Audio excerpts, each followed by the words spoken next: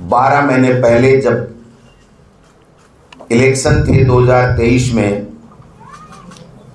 तो उन्होंने बड़े बड़े वादे इस जनता से किए थे। हर वर्ग को हमारे समय में पीड़ित बताया था, कानून व्यवस्था छिन्न भिन्न बताई थी, और महंगाई की बात, बेरोजगारी की बात, पेपर लीक की बात, नहीं सहेगा राजस्थान जैसे नारे लगा करके उन्होंने सत्ता प्राप्त की थी। लेकिन आज हिसाब का समय आ गया है।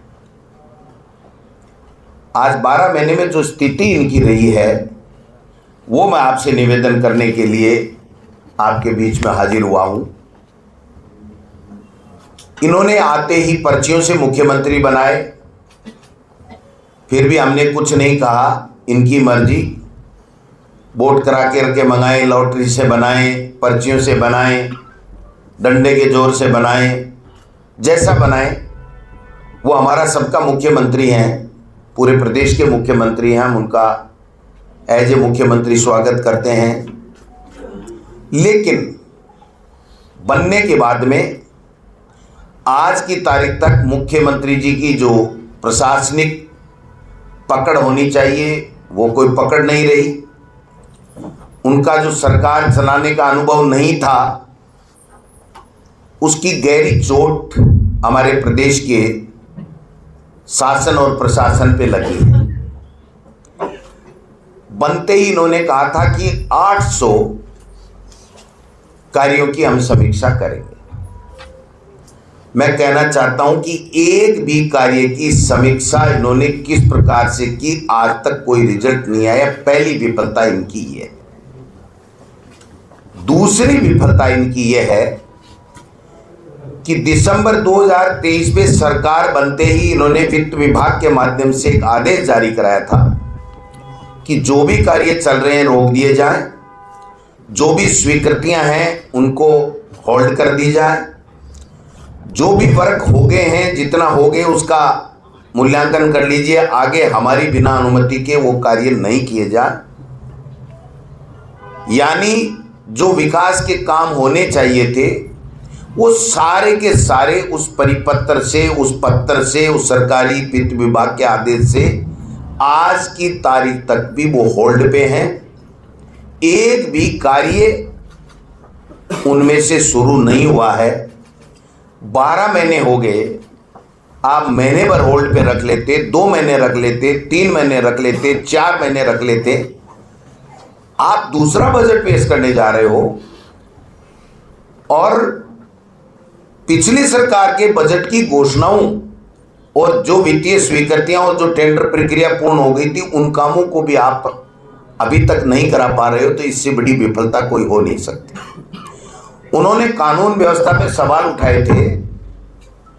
आज कानून व्यवस्था छिन्न छिन्न है, कोई पूछने वाला नहीं है। नाबालिग बच्चियों के साथ बलात्कार हो रहे हैं, SC ST के साथ में अत्याचार हो रहे हैं, माफियागिरी हावी है। भूमाफिया हो, चाहे खनन माफिया हो, चाहे बजरी माफिया हो। और हद तो तब हो गई जब खनन माफिया और बजरी माफिया के रूप में भारतीय जनता पार्टी के चुने हुए विधायक और जनप्रतिनिधि उस माफियागिरी में शामिल हो गए। और इस बजट में जब राजस्थान की विधानसभा में आएगा 70, तो हम लोग बताएंगे कि केवल अवैध बजरी करने के लिए सड़कें स्वीकृत की गई, जिससे उन विधायकों या उन विधायकों के लोग बजरी खनन कर सके आराम से और अवैध बजरी निकाल करके अवैध तरीके से धन कमा सके। तो मैं निवेदन करना चाहता हूं कि जो काम इनको करना चाहिए था, हमारी सरकार के समय 25 लाख का इलाज था, आज कोई इलाज नहीं। वही योजना चल रही है, लेकिन उस योजना का लाभ नहीं मिल रहा। 5 लाख कर दिया 25 लाख का। RGSS में कर्मचारियों को कोई इलाज नहीं मिल रहा है। प्राइवेट ने तो तकरीबन बंदी कर दी कि भैया RGSS में हम इलाज करेंगे नहीं, हमको पैसा नहीं मिल रहा है।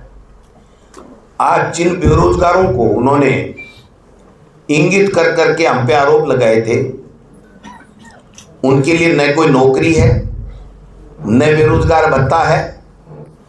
जो नौकरियां 1 लाख की मुख्यमंत्री जी ने घोषणा की, मैं पूछना चाहता हूं मीडिया के माध्यम से, मुख्यमंत्री जी